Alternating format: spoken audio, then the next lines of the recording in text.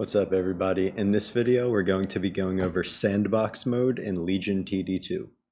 There are a bunch of neat and very specific things you can do in Sandbox mode. I wanted to start with an example. I lost the game. I could have sworn I would have been able to hold more. What do I need to do differently on this build and this wave? A great way to move forward would be to go into the match where you were defeated and see how you could have held better on that wave against whichever mercenaries. The first thing I'm going to show you is how to get to your profile. When you type -profile and your name, it will pull up the profile of the gamer. On this example, I leaked big wave 10 and I know I can hold better. When I pop into the match history, click the match where I wanted to see, and go to the wave. All I need to do is click the grid under whoever's name. I'm gonna click my name, and it loads into a clipboard in Legion TD2. When you go back into the Sandbox main screen and type load, you paste into the message box and hit enter. As you see, the units are all in their place and ready to fight, and it brings you directly to the wave you clicked on to load. Let me see here, going to my profile, match history, boom. They sent a 4 Eyes, Brute, and Lizard. It actually gave us the exact Mythium already of what we were sent, so all we need to do is queue them into the Merc Hangout, and they will run forward with the wave. I think I could have held with my placement a little more spread out, so let me try this. Boom, easy peasy.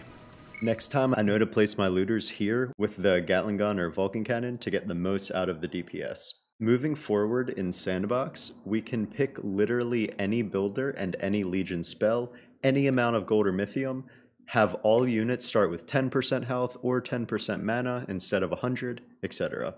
Hit the like button and you will be a Sandbox pro in no time. Getting into it, we have unit selection. If you type -builder1, you have Forsaken, -builder2, there's Grove, -builder3, mech, -builder4 goes to all of the classes, which is an interesting choice in my opinion to put it on in the middle of everything rather than the end or the beginning. But moving on, builder 5 is Atlantean, 6 is Nomad, 7 is Shrine, and builder 8 is Divine. Also, if you hotkey Shift B, it goes to all the legions as well. There is also not a hotkey for element, so when you use Shift and B, that is the only way to choose element. Just in case you didn't know a unit and wanted to read about it a bit before using it in battle, you can type -codex to bring up the specifics about each unit, including the mercenaries and the waves. You can also switch the wave number by typing -wave 1, 2, 11, 12, whichever. Let's say you wanted to use a Legion spell after wave 10 to keep it realistic to gameplay, and didn't want the ones provided in that Sandbox match, you can type -powerup and it brings all of the Legion spells up on your screen. It doesn't bring up taxed income obviously because it's not a spell, however it is important to know and I want to briefly mention it in this video. Taxed income is for when you don't like any Legion spells, or they're not useful to you with the build that you have in that game, so you don't want to choose one. You don't miss out if you don't choose a Legion spell, instead you receive taxed income, which immediately gives you 90 gold when wave 11 starts. To start a wave, you type -start. Let's say you realized immediately you misplaced something, or you know you're going to leak or hold, so you want to switch it up without watching the wave finish naturally. You can type -clear to clear the board. However, it auto moves on with the game as if you were needing to play it out. So if you type any wave, so you do -clear, and then let's say you were on wave 11, you type -wave 11, it clears it back to that 1 hour if you needed that time. Let's say you start a wave, I'm going to start wave 6, and you want to reset it. All you need to do is type reset 6, and it completely randomizes and resets the wave.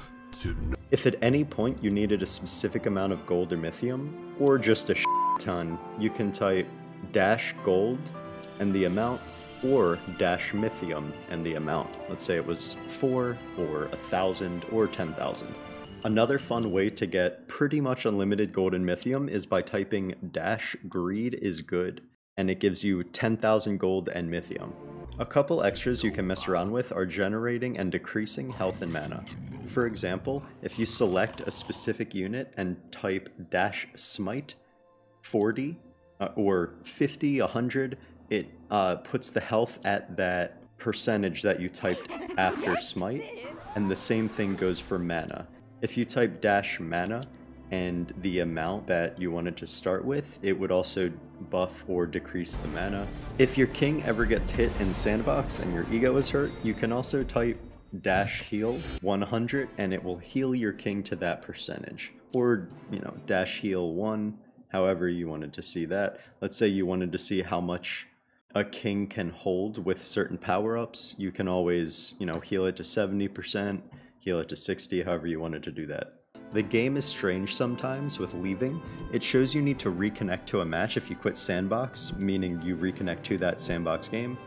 Instead of needing to click surrender, what you can do is type either -win or -lose, and the game will end. When you type -help, it brings you to the emojis that you can use in the game. Then going in -help, at the top right, if you go to debug commands, it shows you everything that I went over in this video, but it's not as interactive or fun as watching. If you agree, hit subscribe. If you have any further questions, please comment them down below and I will respond as soon as I can. Thank you for watching. Much love.